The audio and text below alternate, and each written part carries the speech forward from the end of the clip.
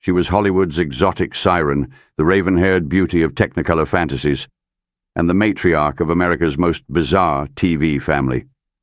Yvonne De Carlo enchanted audiences with her looks, but behind the glamour lay a story of poverty, perseverance, and personal pain. From playing seductive queens to enduring real-life heartbreak, De Carlo's journey from Canadian obscurity to global stardom is one of old Hollywood's most fascinating tales. You see, you're not a bandit, really. Just someone who has lost his faith. Subscribe to Sajjad Classic for unforgettable journeys through Golden Age cinema. Margaret Yvonne Middleton was born on September 1, 1922 in Vancouver, British Columbia. Her father abandoned the family when she was just 3 years old. Raised by her fiercely ambitious mother, Marie De Carlo, and grandparents, Yvonne was introduced early to music, dance, and performance.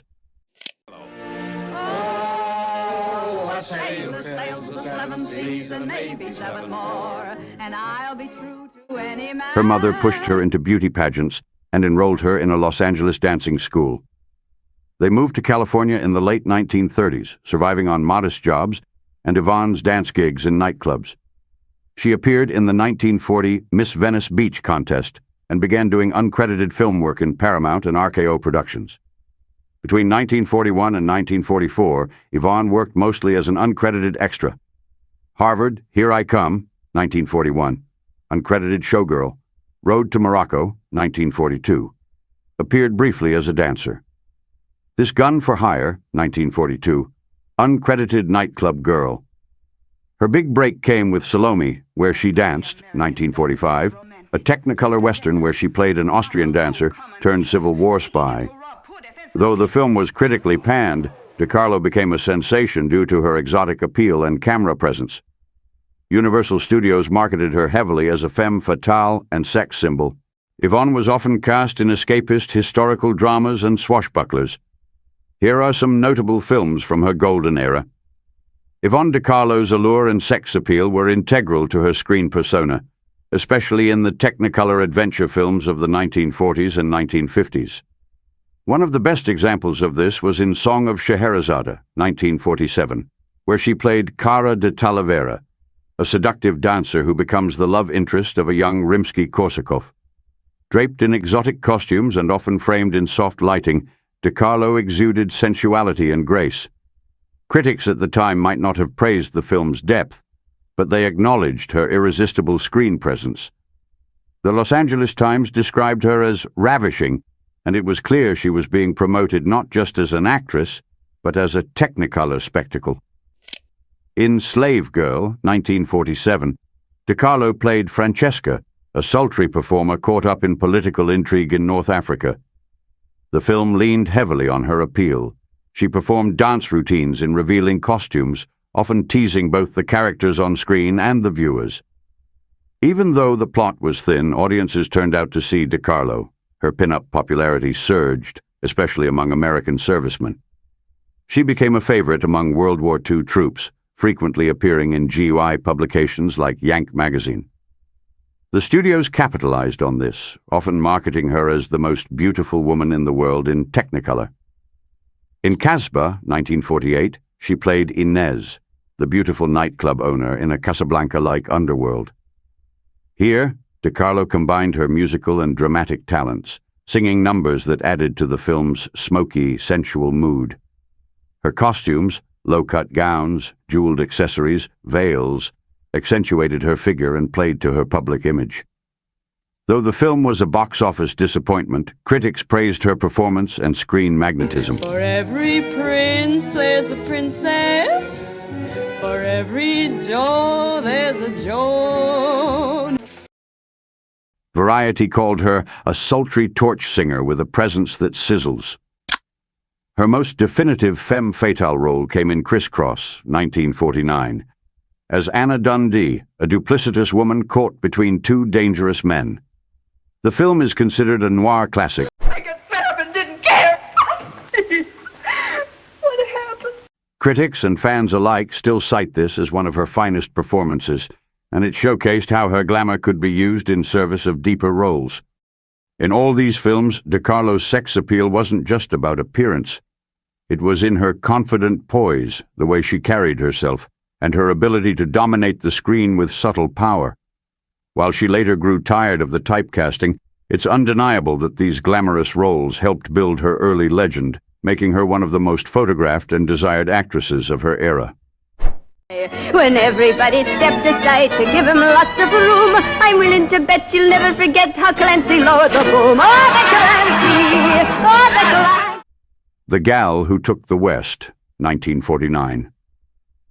In this Technicolor Western, Yvonne De Carlo played Lily Munster, a glamorous and ambitious showgirl who stirs up rivalry between two cousins in a frontier town. The story is told Rashomon style, with different men recounting events from their own perspective. De Carlo's performance was praised for its charm and confidence. She brought sly humor and commanding presence to the role.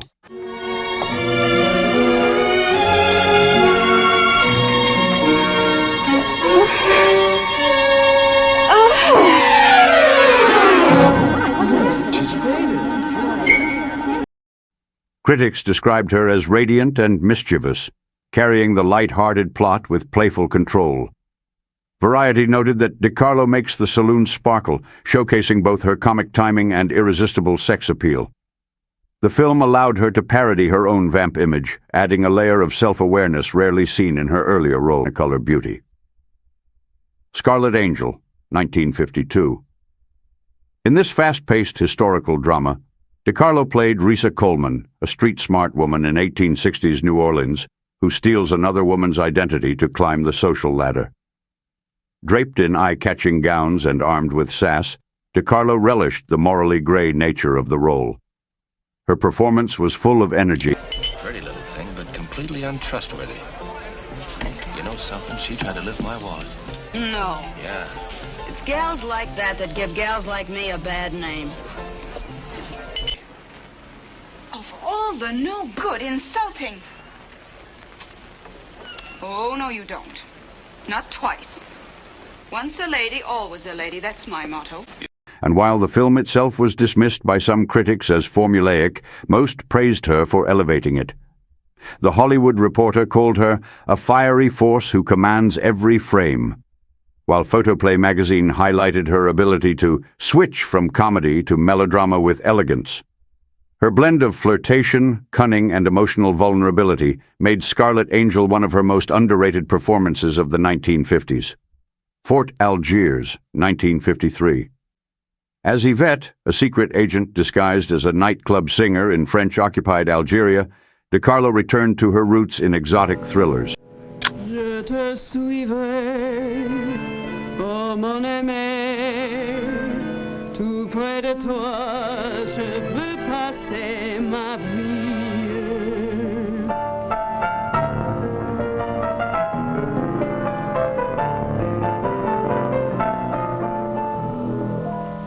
I'll follow you, no matter where.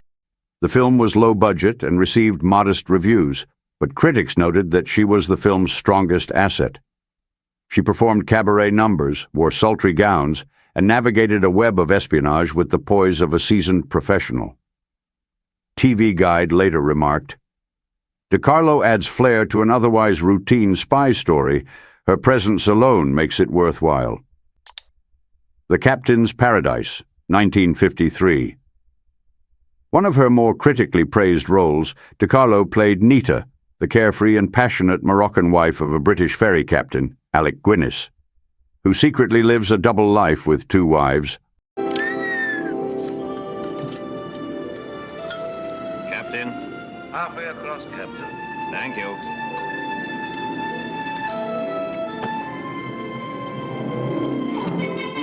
One in Morocco, one in Gibraltar. As Nita, Yvonne was playful, free-spirited, and exuded sexual confidence. Her performance balanced charm and comedic sparkle, making her a scene stealer in a film already praised for its wit. Big surprise, Jimmy. Yes? Nita, what have you been doing? The grand occasion. Our anniversary. Look. and I cook dinner for you. The New York Times wrote, Miss De Carlo spices up the screen with both humor and heat, and some critics suggested she outshone the rest of the cast. This film proved that she could master light comedy just as easily as heavy drama. Flame of the Islands, 1956. In this Caribbean-set melodrama, De Carlo starred as Nora Rethy, a nightclub singer with a complicated past, trying to rebuild her life amid the scandal and tropical heat of Nassau. The film leaned heavily on De Carlo's beauty and musical ability. She performed songs on screen and wore a series of glamorous gowns. Everybody love Bahama Mama. Sugar Daddy love Bahama Mama. Won't you love Bahama Mama?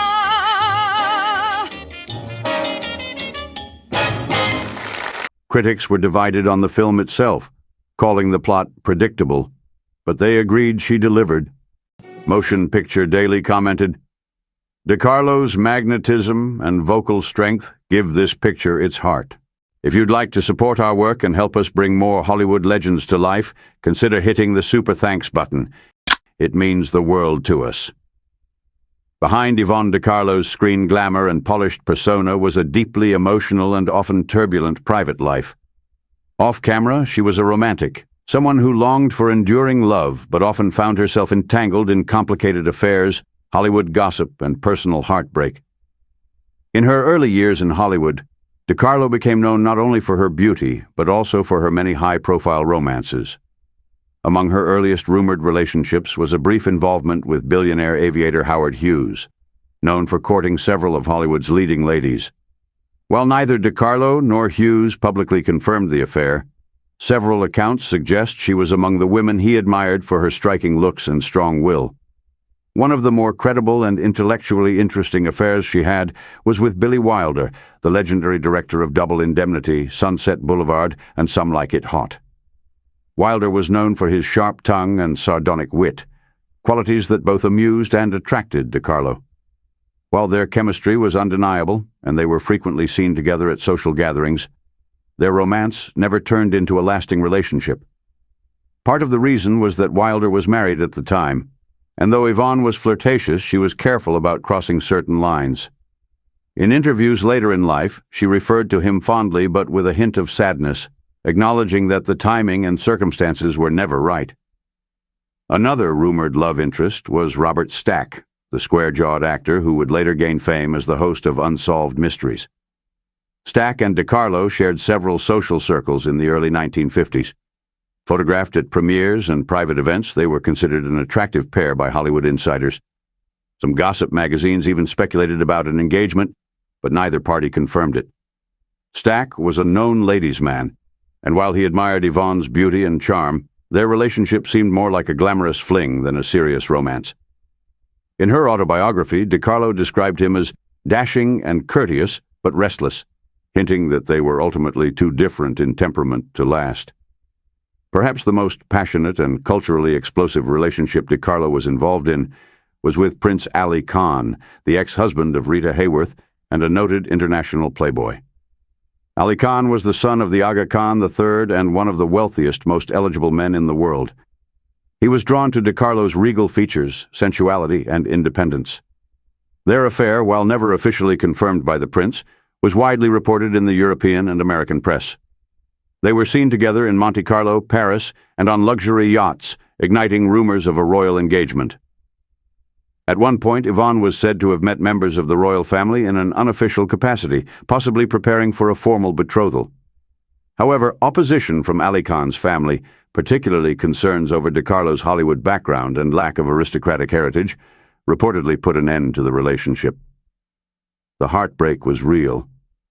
Years later, De Carlo admitted that she had been deeply in love, and that losing Ali Khan left her feeling like a stranger in her own life for some time.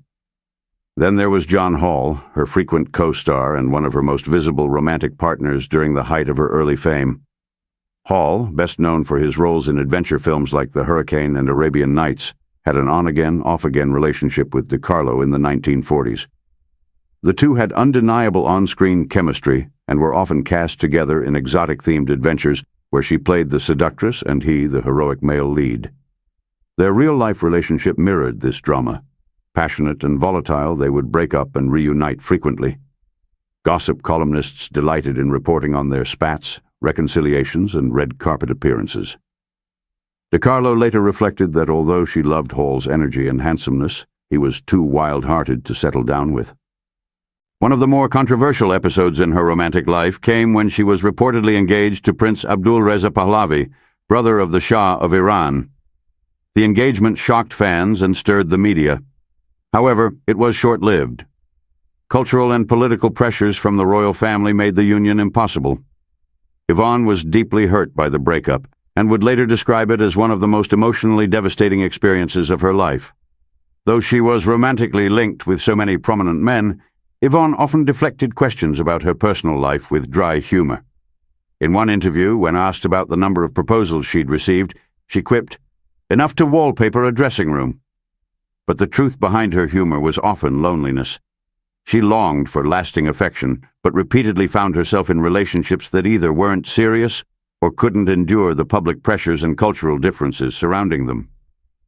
Yvonne's beauty and sensuality made her a fantasy for millions, but for her, romance was frequently a source of disappointment and instability.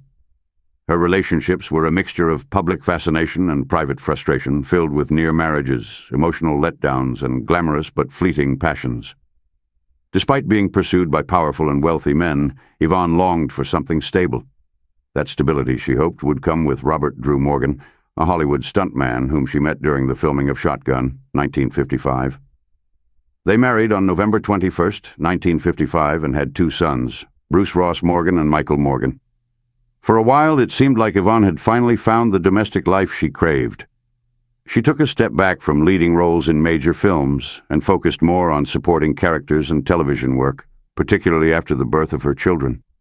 However, tragedy struck in 1962. While working on the film How the West Was Won, Robert Morgan was involved in a horrific stunt accident where he was nearly crushed by a moving train and lost a leg.